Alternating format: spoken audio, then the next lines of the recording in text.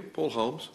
Thank you, Sir Edward, and it's a pleasure to serve under your chairmanship. And can I congratulate my right honourable friend, the member for Epsom and Muir, on securing this debate.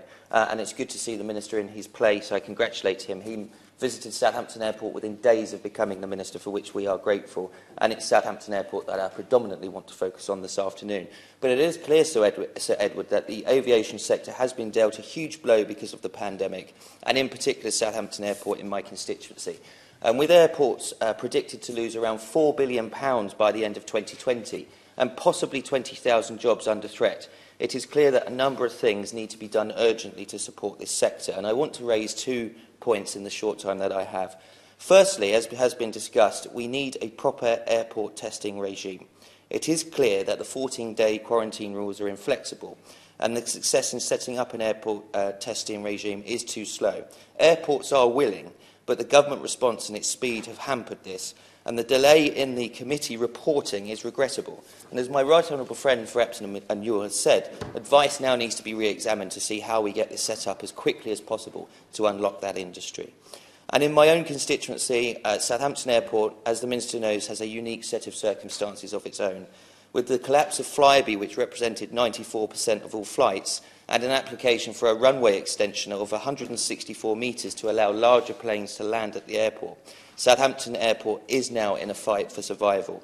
Any application, and this could be exacerbated by any application, if refused, could take 18 months to appeal, and any application, if successful, could be subject to judicial review.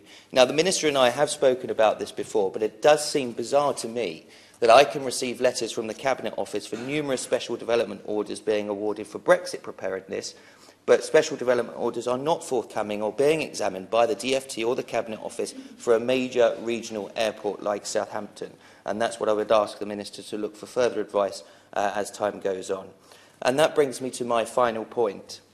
And that is, in fairness to the Minister, I know that this is a Treasury issue, and I know that he's sitting on the front bench, but I do have to back up many comments that colleagues around the House have said, where airports like Southampton and Exeter, who are operating at 10% capacity compared to this time last year, while having the same running costs, are still paying the same business rates to local authorities and to government while they are not operating at full capacity. In Southampton, that's £1.5 million per year, and I really hope that the Minister will raise with the Treasury the prospect of extending the business rate relief that we have seen in the devolved administrations, because that would make a vital difference to the industry going forward, and it would show some fairness in the industry.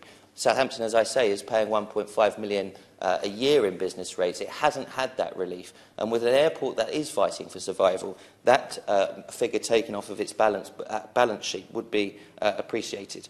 Now, we've all said and we've all acknowledged that the aviation industry is facing a fight, and no more than in Southampton. And I'm asking the Minister now to speed up the support around testing and business rate relief to the industry, so that airports like Southampton and airports around the country can survive, and we can have a vibrant regional airport offer when this pandemic finishes. Thank you. I'm afraid we're still running out of time to fit everybody in, so after the next speaker, I'll have to